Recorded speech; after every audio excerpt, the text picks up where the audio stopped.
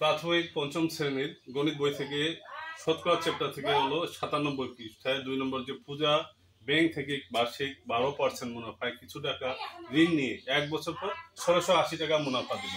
আসল কত ছিল এই অঙ্কটা আমি তোমাদের সমাধান করে দিচ্ছি, তোমরা দেখো মনোযোগ দিয়ে। তাহলে এখানে 12% মুনাফা, এইটা তোমাদেরকে বুঝে নিতে হবে। তোমাদেরকে 12% মুনাফা মানে 100 টাকা মুনাফা হলো 12 টাকা। তাহলে এইখানে মোট মুনাফা দিচ্ছে কত টাকা? 1680 টাকা। এটা হলো মোট মুনাফা। তাহলে দেখো আমাদের নির্ণয় করতে হবে আসল। আমরা জানি শতকরা বা ঐকিক অঙ্কে যেটা নির্ণয় করতে হয়, যা নির্ণয় করতে হয় সেটা প্রথম লাইনের শেষের দিকে বা ডান দিকে বসাতে হয়। তাহলে আমরা কি দিয়ে শুরু করবো? মুনাফা দিয়ে শুরু করবো। তাহলে আমরা কি লিখবো এখানে? আমরা লিখবো মুনাফা 12 টাকা হলে, মুনাফা 12 টাকা হলে আসল হলো 100 টাকা। আসল 100 টাকা, আসল 100 টাকা।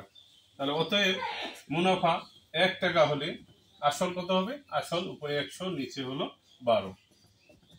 এবার মুনাফা দিয়েছে মোট হলো 1680 টাকা। তাহলে মুনাফা 1680 টাকা হলে তাহলে আসল কত হবে? 12, এখানে হলো 12 100 গুণন 1680। তাহলে কত হবে? আমরা দেখি এখানে ছোট করে নিই। আমরা 4 দিয়ে ভাগ করি, 4 25 100 আর 4 3 12। এবার 3 দিয়ে আমরা এই 1680 কে আমরা ভাগ করি। তোমরা যদি না পারো তাহলে অন্য জায়গায় তোমরা ভাগ করে দেখতে পারো। তাহলে 3 দিয়ে 1680 কে আমরা ভাগ করলে কত পাবো? আমরা 16 কে ভাগ করি, 3 5 15, 3 5 15, 1 থাকলো এখানে হয়ে গেল 18, 3 6 18 আর শূন্যটা আমরা তুলে দিয়ে এটা কেটে দেবো। তাহলে কত থাকলো উপরে? 25 গুণন হলো 560। 25 আর 560 গুণ করলে যত হবে তত টাকা হবে আসল। তাহলে আমরা 560 আর 25-এর গুণফল নির্ণয় করি। গুণ করি 5 শূন্য 5 6 30 শূন্য হাতে 3, 5 5 25, 3 28, 1 ঘর বাদ গেল, 2 শূন্য 0, 6 দুগুণে 12, হাতে 1, 5 দুগুণে 10, হাতে 1 11 মিলে কত হয়?